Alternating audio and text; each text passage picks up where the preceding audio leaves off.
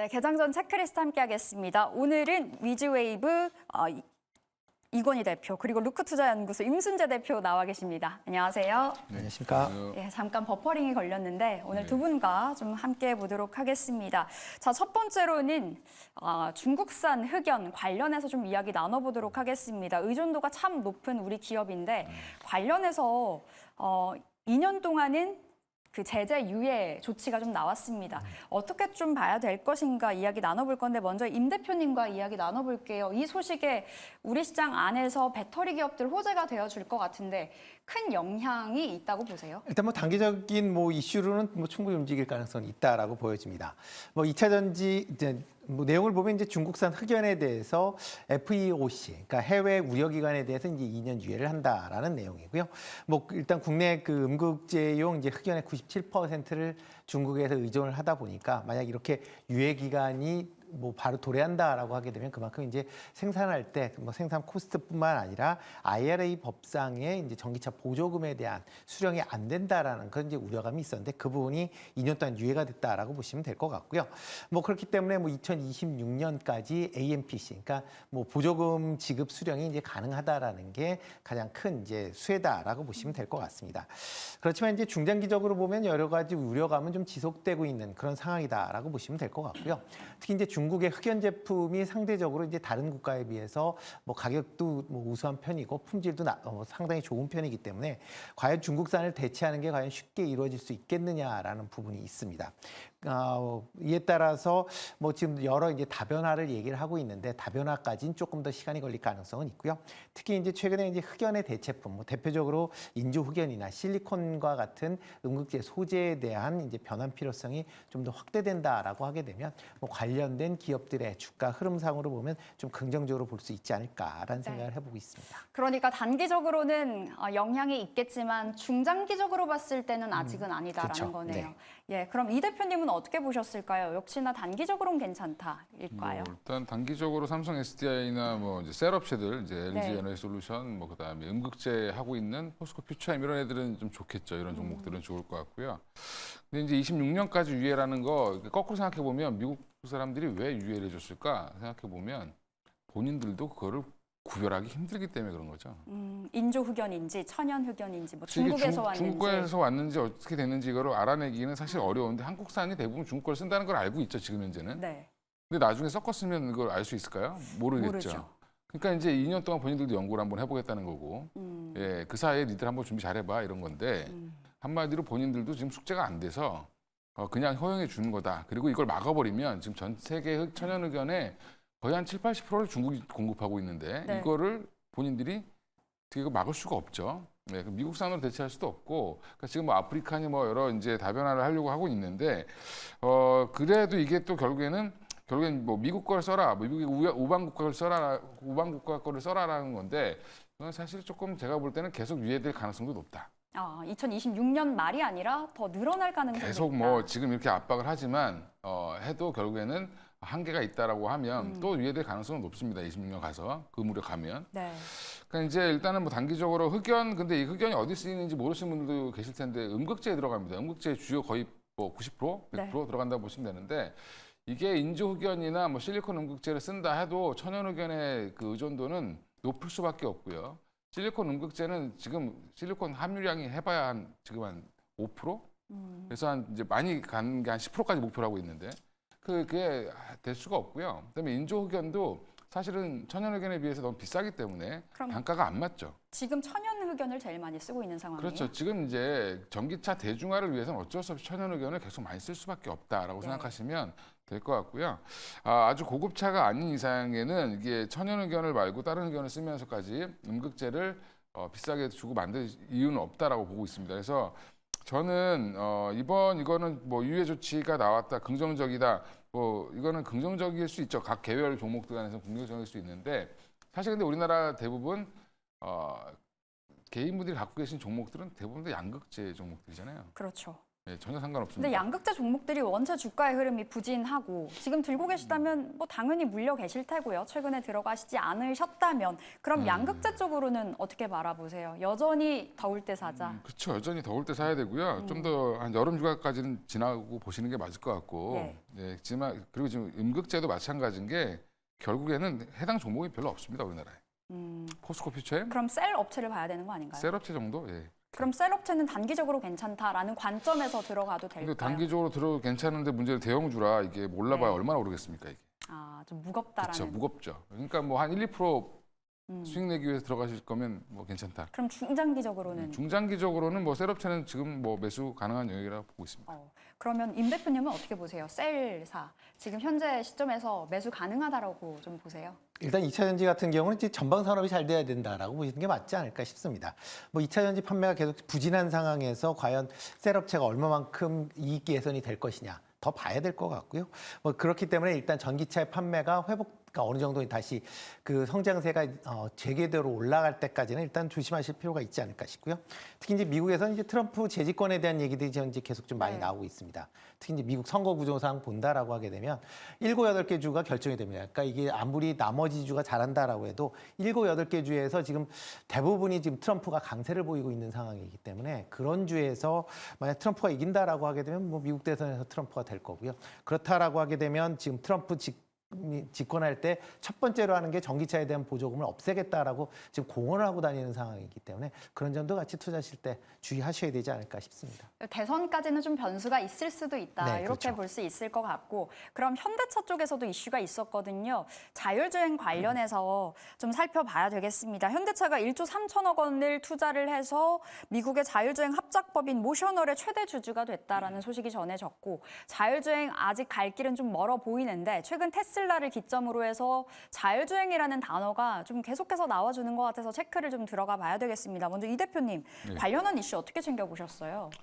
뭐 일단 뭐 테슬라의 FSD 네. 이슈가 더 컸죠. 사실은 그렇고 이제 뭐 풀 셀프 드라이빙이라고 이제 하는데 FSD가 이제 중국 진출을 할 수 있을 거라는 그런 길이 열리면서 자율주행이 이제 어떻게 보면 투자자 관점에서는 이쪽에 사실 이것 때문에 테슬라가 반등을 했죠. 예. 예.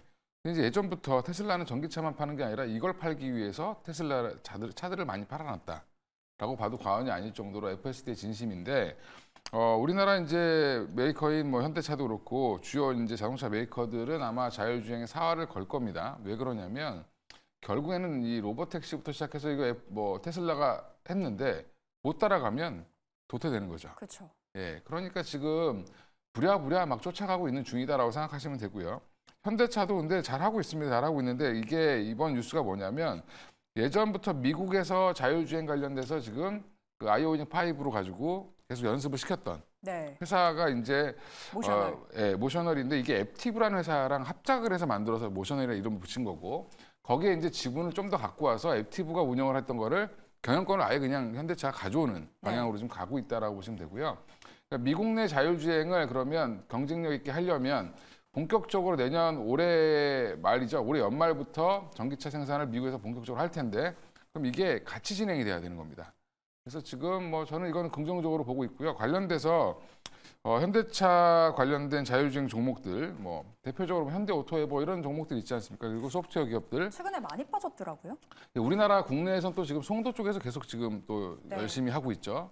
그러니까 이런 부분들은 다시 한번 좀 바닥에서 올라오고 있기 때문에 충분히 주목을 해보실 필요는 있다. 이따 종목을 한번 또 말씀드리겠습니다. 탑픽까지 좀 말씀 주셨고 자율주행 쪽으로는 가야만 하는 쪽이기 때문에 네. 봐야 된다라는 말씀 현대 오토에버까지 챙겨봤습니다. 임 대표님은 자율주행 관련해서 역시나 갈 길은 좀 멀어 보이는데 네. 어떻게 보세요? 일단 뭐 자율주행이라는 게 이제 완성 업체에 이제 화두가 될 수밖에 없는 그런 예. 상황입니다. 뭐 일단 뭐 테슬라가 FSD에 대한 이제 투자가 확대되고 또 로보택시에 대해서 이제 8월달에 공개하겠다라는 그런 얘기가 있고요. 특히 뭐 중국 같은 경우는 특히 자율주행에 대해서 거의 진심이다라고 보여지는 게 지금 중국에서 우한이나 뭐 베이징, 뭐 상하이 이런데 중국 내에서만 지금 자율주행을 할 수 있는 그 거리가 22,000km 정도의 도로에서 지금 자율주행을 하고 있다. 있다라고 보시면 될 것 같고요. 어마어마한 데이터가 지금 쌓이고 있습니다. 그러니까 그만큼 기술력이 하루 다르게 이제 올라가고 있기 때문에 이거를 쫓아가야 되는 현대차 입장에서 본다라고 하게 되면 이런 자율주행에 대한 이제 투자는 확대는 불가피하다라고 보여집니다. 다만 지금 상황에서 어떻게 보면 이제 자율주행이라는 게 그 밑빠진 독에 물 붓기 같은 현상이 좀 지속이 되고 있는 그런 상황이다라고 같이 보시면 되는데요. 특히 애플 같은 경우 자율주행차 만들겠다라고 하고 뭐 10년 동안 준비했는데 일단 포기를 했습니다. 그다음에 포드나 GM 같은 경우도 자율주행과 관련된 투자를 계속 지금 줄여가고 있는 상황입니다. 그러니까 그만큼 투자함에도 불구하고 수익을 못 내고 있다라는 거고요. 이번에 이제 모셔널 같은 경우도 지금 대규모 적자가 발생을 했기 때문에 앱티브에서도 지금 경영에서 어떻게 보면 손을 띄려고 하는 그런 이제 모습들을 보이고 있다라는 것도 같이 주목해서 보시면 좋을 것 같고요. 그렇기 때문에 자율주행 뭐 4단계 이상의 완전 자율주행에 대한 그런 인식보다는 지금 현재 상용화를 시작을 하고 있는 3단계 관련된 그런 기업들에 조금 더 그러니까 관심을 가지셔야 되지 않을까라는 생각을 해보고 있습니다. 네, 알겠습니다. 그럼 탑픽은 어떻게 보세요? 네, 그 중에서 HL만도. HL만도요. 네, 좀 관심 있게 보는데요. 뭐 많은 분들이 이제 그 자동차 부품 업체로 생각을 하고 있는데 현재 제네시스의 이제 자율주행 2단계를 공급을 하고 있고요. 지금 기아의 지금 EV9의 EV9이 이제 자율주행 이제 3단계를 지금 준비 중에 있습니다. 여기에도 관련된 이제 부품을 납품한다라고 보시면 될 것 같고요. 그만큼 이제 자율주행 관련된 아다스에 대한 경쟁력을 갖고 있는 회사이기 때문에 그런 관점에서 좀 관심 있게 보시면 어떨까 싶습니다. 네, 좋습니다. HL만도 우리 임 대표님의 종목으로도 챙겨가시면 되겠고요. 두 번째 체크리스트 주제로 넘어가 보도록 하겠습니다. 이제 아스코가 한 달 정도 남았습니다. 한 달 앞으로 다가온 이 상황에서 어떤 종목 잡아보면 좋을까 질문 드려볼게요. 먼저 이 대표님과 함께 해볼까요? 예. 뭐 일단 뭐 아스코 이게 항상 이벤트가 큰 게 있으면 네. 뭐 제약바이오 종목들 좀 움직임은 있는데 근데 그렇게 크진 요즘에는 않더라고요. 별로 없죠. 왜 그래요? 이제 다 알아서 그런 거죠. 이제 투자자들이. 그럼 어느 정도 3월, 4월에 좀 선반영이 된 거다라고 봐야 되나요? 일단은 뭐 아스코 전에도 이제 뭐 행사가 있었잖아요. 근데 JP 모건 헬스케어부터 시작해서 계속 있었는데도 그닥 그렇게 반응을 안 보이고 자체 기본적인 뉴스라든지 그 회사의 플로어에 따라서 움직이지 이게 뭐 학회에서 뭐 좀 뭐 나오겠니 이렇게 해서 움직이는 거는 아주 조금 일부분인 것 같습니다. 요즘에는. 그래서 투자자들이 공부를 좀 많이 하신 것 같습니다. 그리고 모르시는 분들이 잘 접근 안 하세요, 이제. 근데 그거 아주 긍정적인 요인이라고 보고 있고요. 일단은 그래도 아스코에 참여하는 기업들이 이제 주요 기업들 중에 괜찮은 회사들이 있습니다. 그러니까 그런 회사들 아까 뭐 유한양행이라든지 뭐 리가캠바이오, 뭐 그다음에 ABL바이오, 뭐 티움바이오, 루닛 이렇게 있는데 저는 이제 앞에 한 3개 정도 유한양행, 리가캠, ABL바이오 정도가 좀 주목을 해보시면 좋을 것 같고요. 루닛이나 아마 티움바이오 정도는 좀 단기적으로 좀 들었다 놨다 할 가능성이 좀 있다. 네. 이벤트성으로 움직일 가능성이 있다고 보고 있고요. 특히 루닛 같은 경우는 뭐 움직임은 좀 있는데 이게 사실 데이터 발표하는 거기 때문에 그닥 그렇게 크진 않다라고 보고 있고요. 그래서 저는 제가 여기서 좋아하는 건 ABL 바이오인데 사실은 이제 나머지 유한양이나 리가캠은 워낙 또 구력이 뭐 이렇게 업력이 탄탄한 회사들이고 당연히 이제 또 이제 결과물들이 나왔던 회사들이기 때문에 여전히 주목을 해보셔야 되지만 그렇게 아주 뭐 다이내믹하게 올라가거나 이러진 않을 것 같다.